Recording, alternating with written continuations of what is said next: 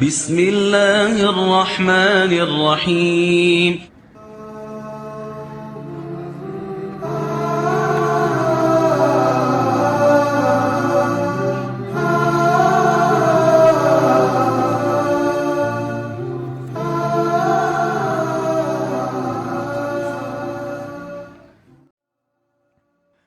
اعوذ باللہ من الشیطان الرجیم. بسم اللہ الرحمن الرحیم. تمام تعریفیں اس پاک پروردگار کے لیے کہ جو تمام جہانوں کا پالنے والا ہے، اور لاکھوں کروڑوں درود و سلام آن حضرت صلی اللہ علیہ وآلہ وسلم اور ان کی آل پر. عزیزان گرامی، پروگرام قصص الانبیاء علیہ السلام کے آج کے پروگرام میں قصہ ہے اللہ کے پاک پیغمبر حضرت ہود علیہ السلام کا. قوم عاد عرب کے قدیم قبیلہ یا سامیہ کے صاحب قوت و اقتدار افراد و جماعت کا نام ہے. عرب کے قدیم باشندے کثرت افراد و قبائل کے اعتبار سے ایک باعظمت اور ستوت جماعت کی حیثیت میں تھے. وہ عرب سے نکل کر شام، مصر اور بابل کی طرف بڑھے اور وہاں زبردست حکومتوں کی بنیاد قائم کی. عاد کا زمانہ تقریباً 2000 سال قبل حضرت مسیح علیہ السلام مانا جاتا ہے، اور قرآن عزیز میں قوم عاد کو من بعد قوم نوح کہہ کر قوم نوح علیہ السلام کے خلفاء میں شمار کیا گیا ہے. اس سے بھی یہی ثابت ہوتا ہے کہ شام کی دوبارہ آبادی کے بعد سامیہ کی ترقی عاد ہی سے شروع ہوئی. عاد کا مرکزی مقام ارض احقاف ہے. یہ حضر موت کے شمال میں اس طرح واقع ہے کہ اس کے شرق میں عمان اور شمال میں ربیع الخالی، مگر آج یہاں ریت کے ٹیلوں کے سوا کچھ بھی نہیں. بعض مورخین کہتے ہیں کہ ان کی آبادی عرب کے سب سے بہترین حصہ حضر موت اور یمن میں خلیج فارس کے سواحل سے حدود عراق تک وسیع تھی، اور یمن ان کا دارالحکومت تھا. عاد بت پرست تھے اور اپنے پیشتر قوم نوح علیہ السلام کی طرح صنم پرستی اور صنم تراشی میں ماہر تھے. تاریخ قدیم کے بعض ماہرین کہتے ہیں کہ ان کے معبود باطل بھی قوم نوح علیہ السلام کی طرح ودو، سوا، یغوث، یعوق اور نصر ہی تھے. عاد اپنی مملکت کی ستوت و جبروت، جسمانی قوت و سہولت کے غرور میں ایسے چمکے کہ انہوں نے اللہ واحد کو بالکل بھلا دیا، اور اپنے ہاتھوں کے بنائے ہوئے بتوں کو اپنا معبود مان کر ہر قسم کے شیطانی اعمال بے خوف و خطر کرنے لگے. تب اللہ تعالیٰ نے انہی میں سے ایک پیغمبر حضرت ہود علیہ السلام کو مبعوث فرمایا. حضرت ہود علیہ السلام سب سے زیادہ معزز شاخ خلو کے ایک فرد تھے. سرخ و سفید رنگ اور وجی تھے، اور ان کی داڑھی بڑی تھی. انہوں نے اپنی قوم کو اللہ تعالیٰ کی توحید اور اس کی عبادت کی طرف دعوت دی، اور لوگوں پر ظلم و جور کرنے سے منع فرمایا. مگر عاد نے ایک نہ مانی، اور ان کو سختی کے ساتھ جھٹلایا، اور غرور و تکبر کے ساتھ کہنے لگے کہ آج دنیا میں ہم سے زیادہ شوکت و جبروت کا کون مالک ہے. مگر حضرت ہود علیہ السلام مسلسل اسلام کی تبلیغ میں لگے رہے. وہ اپنی قوم کو عذاب الہی سے ڈراتے اور غرور و سرکشی کے نتائج بتا کر قوم نوح کے واقعات یاد دلاتے، اور کبھی ارشاد فرماتے کہ اے قوم، اپنی جسمانی طاقت اور حکومت کے جبروت پر گھمنڈ نہ کرو، بلکہ اللہ کا شکر ادا کرو کہ اس نے تم کو یہ دولت بخشی ہے. قوم نوح کی تباہی کے بعد تم کو اس زمین کا مالک بنایا ہے، خوش عیشی، فارغ البالی اور خوشحالی عطا کی، لہذا اس کی نعمتوں کو نہ بھولو اور خود ساختہ بتوں کی پرستش سے باز آ جاؤ، جو نہ نفع پہنچا سکتے ہیں اور نہ دکھ دے سکتے ہیں. موت و زیست، نفع و ضرر سب ایک ہی اللہ کے ہاتھ میں ہے. اے افراد قوم، مانا کہ تم عرصے تک سرکشی اور اس کی نافرمانی میں مبتلا رہے ہو، مگر آج بھی اگر توبہ کر لو اور باز آ جاؤ تو اس کی رحمت وسیع ہے، اور توبہ کا دروازہ بند نہیں ہوا. اس سے مغفرت چاہو، وہ بخش دے گا. اس کی طرف رجوع ہو جاؤ، وہ معاف کر دے گا. تقوی و طہارت کی زندگی اختیار کر لو، وہ تم کو دن دگنی رات چگنی ترقی عطا کرے گا، بیش از بیش عزت دے گا، اور مال و عزت میں سرفرازی بخشے گا. سامعین گرامی، حضرت ہود علیہ السلام اپنی تبلیغ اور پیغام حق کے ساتھ بار بار یہ بھی دہراتے کہ میں تم سے کسی اجر و عوض کا خواہ نہیں، میرا اجر تو اللہ ہی کے پاس ہے، اور یہ نبی کی زندگی کا تغرہ امتیاز ہے کہ ان کو کوئی یہ تہمت نہیں لگا سکتا کہ وہ مال کی طلب میں ایسا کرتے ہیں یا عزت و جاہ اور ریاست کے طالب ہوں۔ وہ نہ قوم سے اپنی ریاست و عزت کے طالب ہوتے ہیں اور نہ مال و منال کے۔ ان کے سامنے تو صرف ایک ہی نقطہ ہوتا ہے اور وہ ہے ادائے فرض اور اپنے مالک حقیقی کے احکام کی پیروی۔ عزیزان گرامی، قوم عاد میں ایماندار تو چند ہی تھے، باقی تمام سرکش اور متمرد انسانوں کا گروہ تھا۔ ان کو حضرت ہود علیہ السلام کی یہ نصیحت سخت شاق گزرتی اور وہ یہ برداشت نہیں کر سکتے تھے کہ ان کے خیالات، ان کے عقائد و اعمال، غرض ان کے کسی ارادے میں بھی کوئی شخص حائل ہو اور ان کے لیے ناصح اور رہنما بنے۔ اس لیے اب انہوں نے یہ روش اختیار کی کہ حضرت ہود علیہ السلام کا مذاق اڑایا،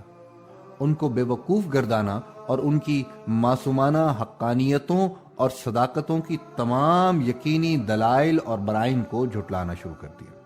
اور حضرت ہود علیہ السلام سے کہتے کہ ہم اس ڈھونگ میں آنے والے نہیں کہ تجھ کو اللہ کا رسول مان لیں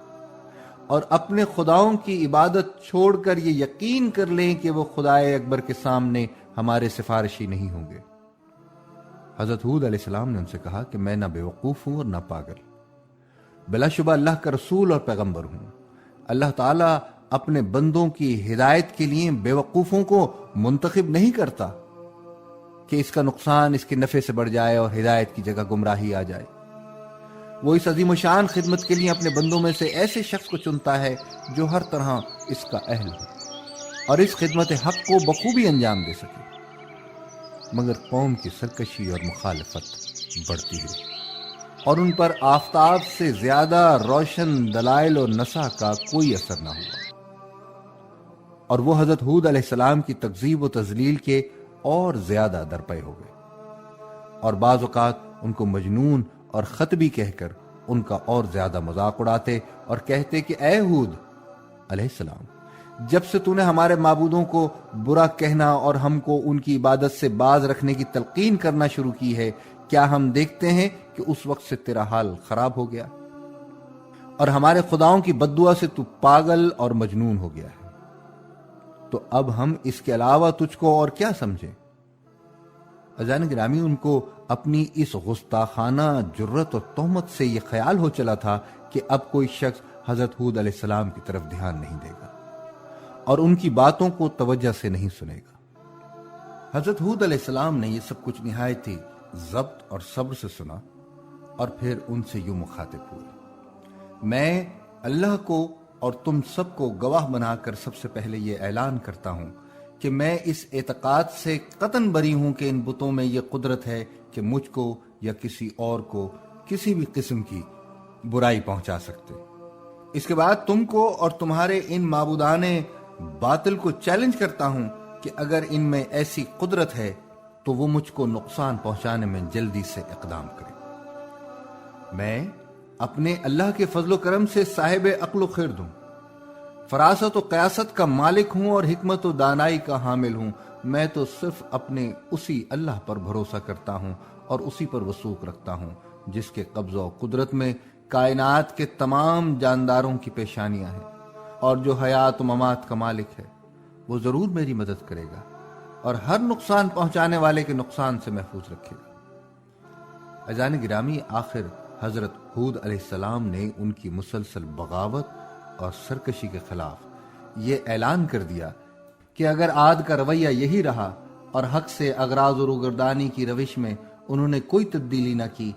اور میری پند و نصح کو گوش دل سے نہ سنا، تو میں اگرچہ اپنی مفضوع خدمت کے لیے ہمہ وقت باہمت ہوں، مگر ان کے لیے ہلاکت یقینی ہے۔ اللہ تعالیٰ ان قریب ان کو ہلاک کر دے گا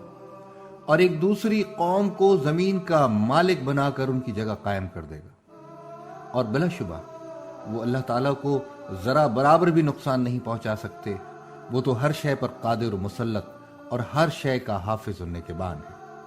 اور تمام کائنات اس کے ید قدرت میں مسخر ہے۔ اے قوم، اب بھی سمجھ اور عقل و ہوش سے کام لے۔ قوم نوح علیہ السلام کے حالات سے عبرت حاصل کر اور اللہ کے پیغام کے سامنے سر نیاز جھکا دے، ورنہ قضاء و قدر کا ہاتھ ظاہر ہو چکا ہے، اور بہت قریب ہے وہ زمانہ کہ تیرا یہ سارا غرور و گھمنڈ خاک میں مل جائے۔ اور اس وقت ندامت سے بھی کوئی فائدہ نہیں ہوگا۔ حضرت ہود علیہ السلام نے بار بار ان کو یہ بھی باور کرایا کہ میں تمہارا دشمن نہیں ہوں، دوست ہوں، تم سے زر و سیم اور ریاست کا طالب نہیں ہوں، بلکہ تمہاری فلاح و نجات چاہتا ہوں۔ میں اللہ تعالیٰ کے پیغام کے بارے میں خائن نہیں بلکہ امین ہوں، وہی کہتا ہوں بلکہ دائمی اور سرمدی نجات کے لیے کہتا ہوں۔ تم کو اپنی ہی قوم کے ایک انسان پر اللہ کے پیغام نازل ہونے سے اچنبھا نہیں ہونا چاہیے، کیونکہ یہ روز اول سے اللہ کی سنت جاریہ ہے کہ انسانوں کی ہدایت اور سعادت کے لیے انہی میں سے ایک شخص کو چن لیتا ہے اور اپنا رسول بنا کر ان کو خطاب کرتا ہے، اور اپنی مرضیات اور نامرضیات سے اس کی معرفت اپنے بندوں کو مطلع کرتا رہتا ہے۔ اور فطرت کا تقاضا بھی تو یہی ہے کہ کسی قوم کے رشد و ہدایت کے لیے ایسے ہی شخص کا انتخاب کیا جائے کہ جو بول چال میں انہی کی طرح ہو، ان کے اخلاق و عادات کا واقف و دانا ہو، ان کے خصوصی امتیازات سے آشنا ہو اور انہی کے ساتھ زندگی گزارتا ہو کہ اسی سے قوم مانوس ہو سکتی ہے اور وہی ان کا صحیح ہادی اور رہنما بن سکتا ہے۔ قوم عاد نے جب یہ سنا تو وہ عجیب حیرت میں پڑ گئے۔ ان کی سمجھ میں نہ آیا کہ ایک اللہ کی پرستش کے کیا معنی ہے۔ وہ غم و غصے میں آ گئے کہ کس طرح ہم باپ دادا کی ریت یعنی اصنام پرستی کو چھوڑ دیں؟ یہ تو ہماری اور ہمارے باپ دادا کی سخت توہین ہے۔ ان کا غیظ و غضب بھڑک اٹھا کہ ان کو کافر اور مشرک کیوں کہا جاتا ہے، جبکہ وہ بتوں کو اللہ کے سامنے اپنا شفیع مانتے ہیں۔ ان کے نزدیک ہود علیہ السلام کی بات مان لینے میں ان کے معبودوں اور بزرگوں کی توہین اور تحقیر تھی، جن کو وہ خدائے اکبر کی بارگاہ میں اپنا وسیلہ اور شفیق مانتے تھے، اور اسی کے لیے ان تصویروں اور مجسموں کو پوچھتے تھے کہ وہ خوش ہو کر ہماری سفارش کریں گے اور عذاب الہی سے نجات دلائیں گے۔ آخر وہ شعلہ کی طرح بھڑک اٹھے اور حضرت ہود علیہ السلام سے بگڑ کر کہنے لگے، تو نے ہم کو اپنے اللہ کے عذاب کی دھمکی دی ہے اور ہم کو اس سے ڈرایا۔ اے ہود علیہ السلام، اب ہم سے تیری روز روز کی نصیحتیں نہیں سنی جاتی، ہم ایسے ناسے اور رہنما سے باز آئے۔ اگر تو واقعی اپنے قول میں سچا ہے تو وہ عذاب جد لیا تاکہ ہمارا تیرا سچا کام۔ حضرت ہود علیہ السلام نے جواب دیا کہ اگر میری مخلصانہ اور خاطرانہ نصیحت کا یہی جواب ہے اور تم کو اگر عذاب کا اتنا ہی شوق ہے تو وہ بھی پوچھ لیجیے۔ ہم کو خبر نہیں ہے کہ تم چند خود ساختہ بتوں کو ان کے نام بھر کر پکارتے ہو، تم اور تمہارے آباء و اجداد ان کو اللہ کی دی ہوئی دلیل کے بغیر من گھڑت طریقے پر ان کو اپنا شفیق اور سفارشی مانتے ہو، اور میرے روشن دلائل سے انحراف اور سرکشی کر کے عذاب کے طالب ہوتے ہو۔ اگر ایسا ہی شوق ہے تو اب تم بھی انتظار کرو اور میں بھی انتظار کرتا ہوں کہ وقت قریب آ پہنچا۔ سامعین گرامی،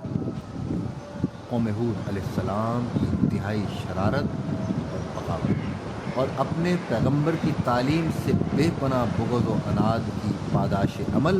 اور قانون جزا کا وقت آ پہنچا اور غیرت حق حرکت میں آئی،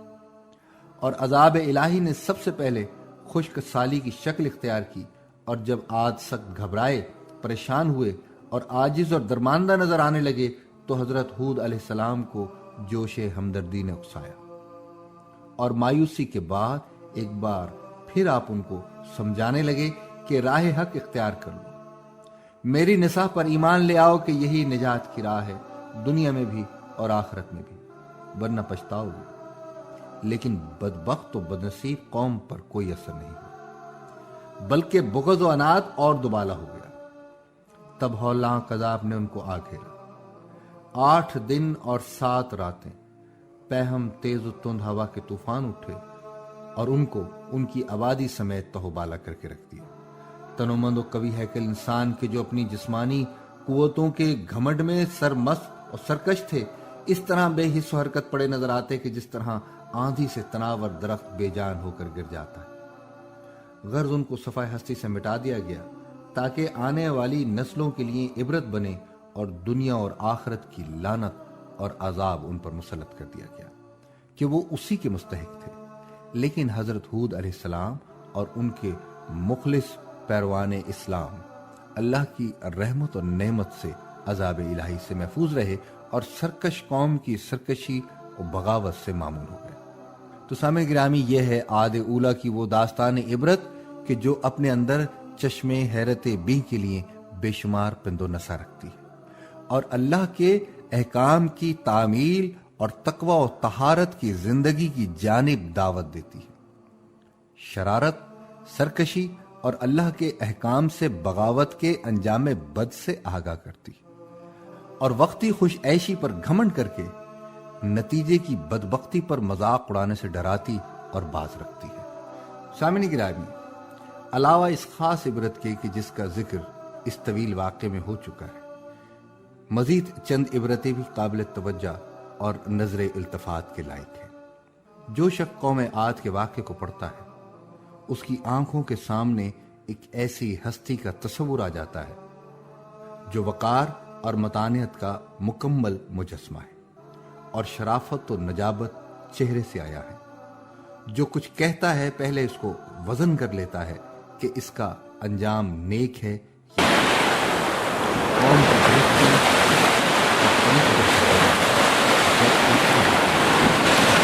اور پھر بھی ان کی بھلائی کا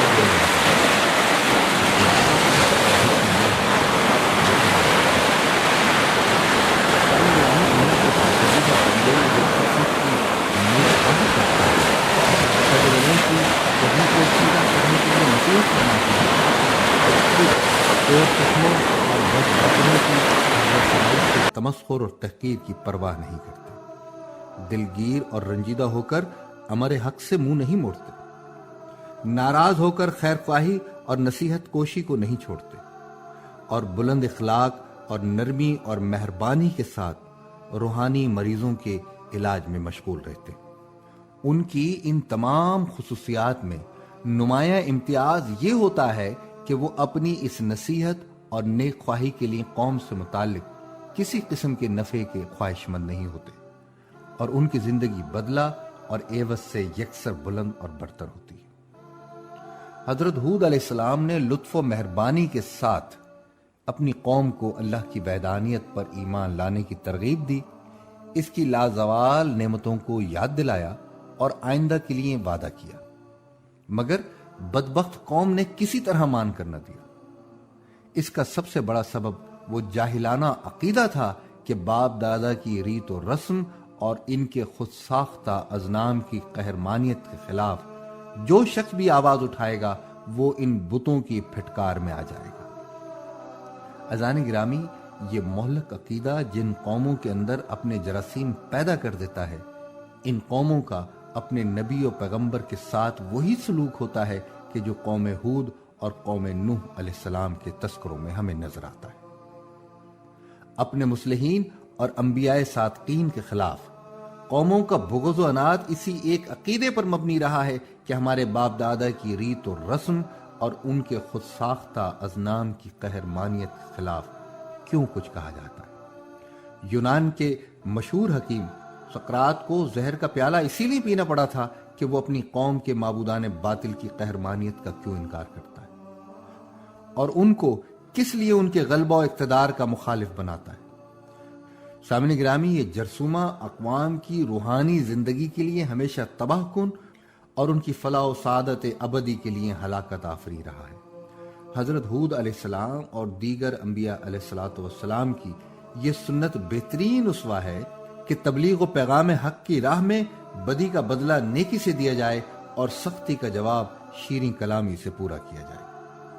البتہ مبلغ ان کی بدکاری اور مسلسل سرکشی پر اللہ تعالیٰ کے بنائے ہوئے قانون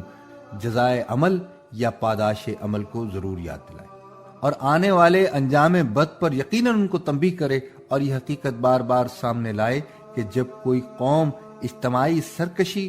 ظلم اور بغاوت پر آمادہ ہو جاتی ہے اور اس پر پہم اصرار کرتی ہے تو پھر اللہ تعالیٰ کا قہر و غضب اس کو صفحہ عالم سے مٹا دیا کرتا ہے اور اس کی جگہ دوسری قوم لے لیتی ہے۔ چنانچہ قوم نوح علیہ السلام اور قوم ہود علیہ السلام اس کی عبرت انگیز مثالیں ہیں۔ اللہ تعالیٰ کی کھربوں رحمتیں ہوں اللہ کے پیغمبر حضرت ہود علیہ السلام پر اور ان کی راہ پر چلنے والوں پر اور امت محمدیہ کی طرف سے کھربوں سلام ہوں ان کو۔ آمین ثم آمین۔ سامعین گرامی، پروگرام قصص الانبیاء علیہ السلام سے سلیم گیلانی کو اجازت دیجیے۔ وآخر دعوانا ان الحمد للہ رب العالمین۔